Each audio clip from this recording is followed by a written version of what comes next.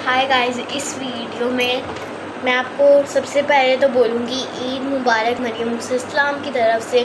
अच्छा, तो इस वीडियो में मैं आज आपको बताने वाली हूँ कुछ पॉइंट्स कि अल्लाह ताला अगर आपसे किसी काम से उदास हो जाता है, किसी बुरे काम से, तो आप उनको कैसे खुश करते हो। उसके कुछ की पॉइंट्स हैं जो कि ज़्यादातर लोगों को पता नहीं होता, बस कुछ ही लोगों को पता होता है और हमें भी पता है। तो आज जिन लोगों को नहीं पता उन की पॉइंट्स का, तो आज हम उनको बताएंगे कि क्या है वो की पॉइंट्स।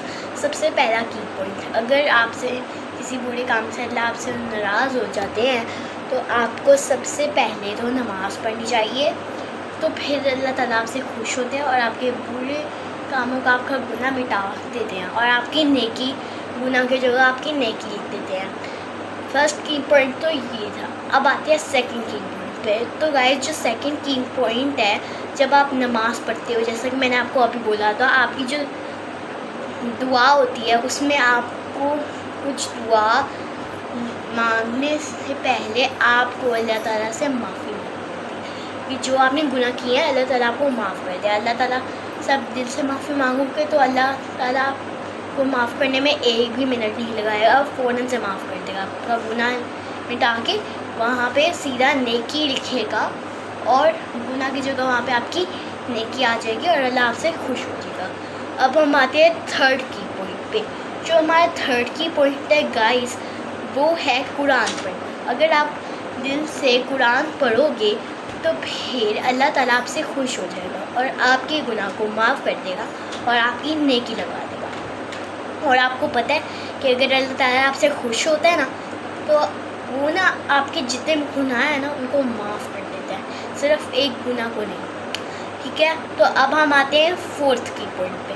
जो हमारा फोर्थ की पॉइंट है वो है कि हमें दिल से इस्लाम पे तवज्जो देना चाहिए। अपने सारे काम को छोड़कर इस्लाम के ऊपर आना चाहिए, इस्लाम की खातिर अपनी जान देनी चाहिए। अपना सारा वक्त जो आप ज़ाया करते हो फजूल कामों में, वो आपको इस्लाम पर आकर करना चाहिए। तो आप लोगों ने बस इतना करना है कि आप लोगों ने इस्लाम पर तवज्जो देनी है, अपने इन कामों पर नहीं।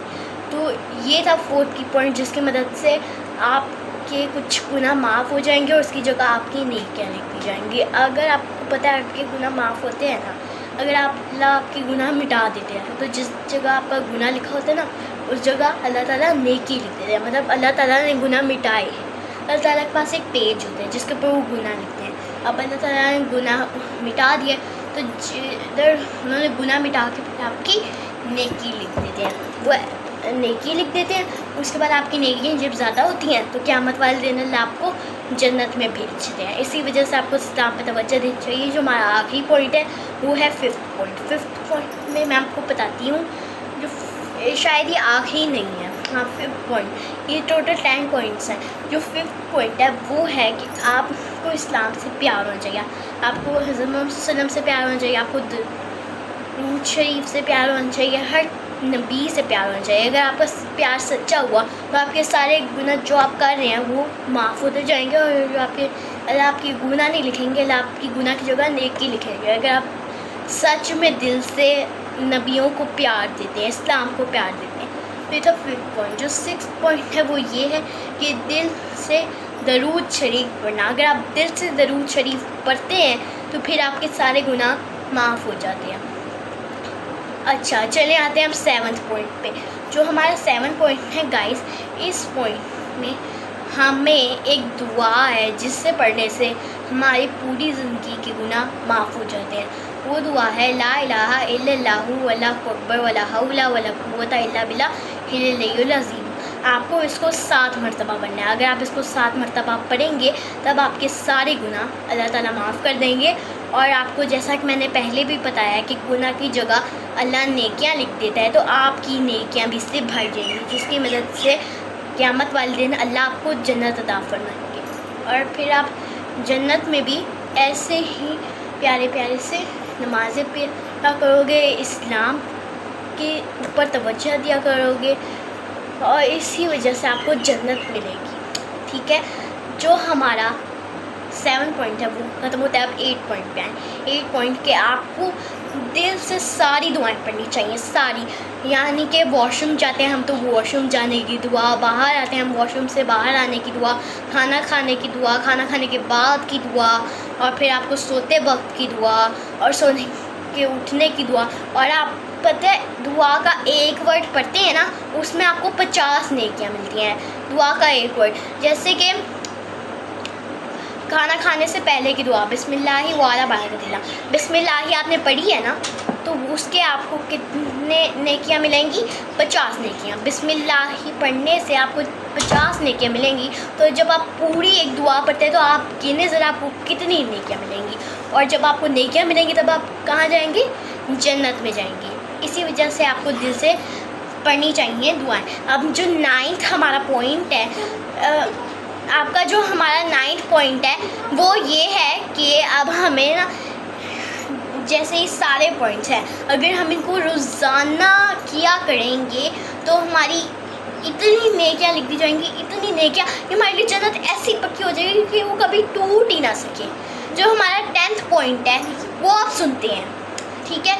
10th पॉइंट में मैं एक ब्रेक लेती हूँ, 2 मिनट्स में आती हूँ, फिर मैं आपको 10th पॉइंट।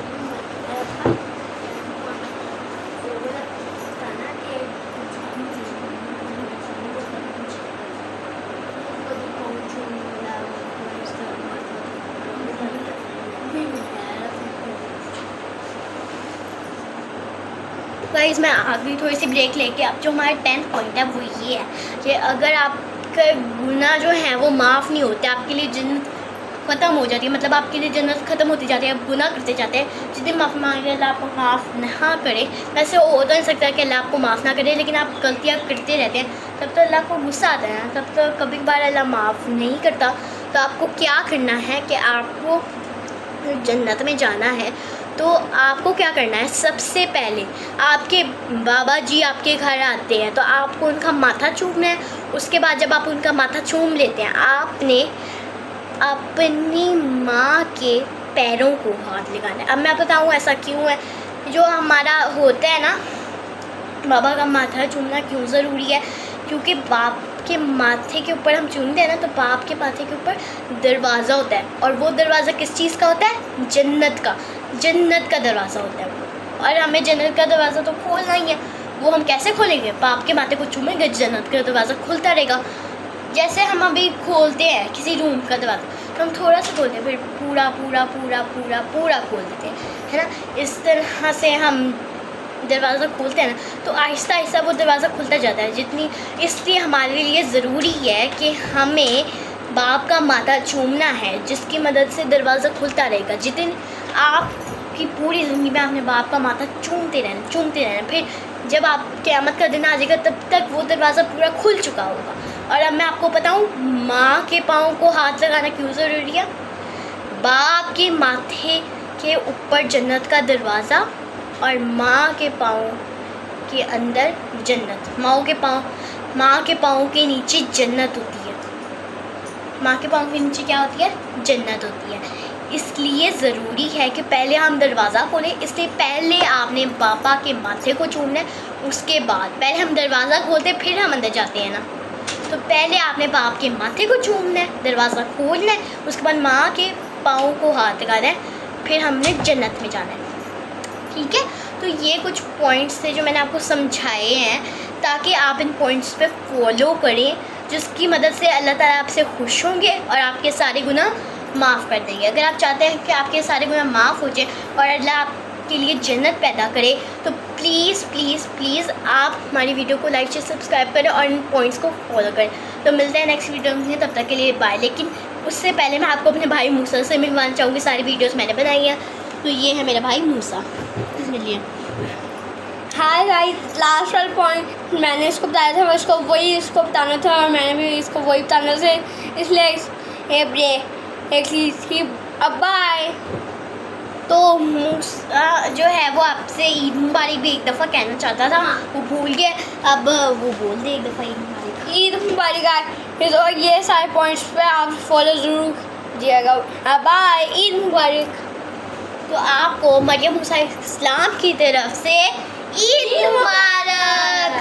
बाय।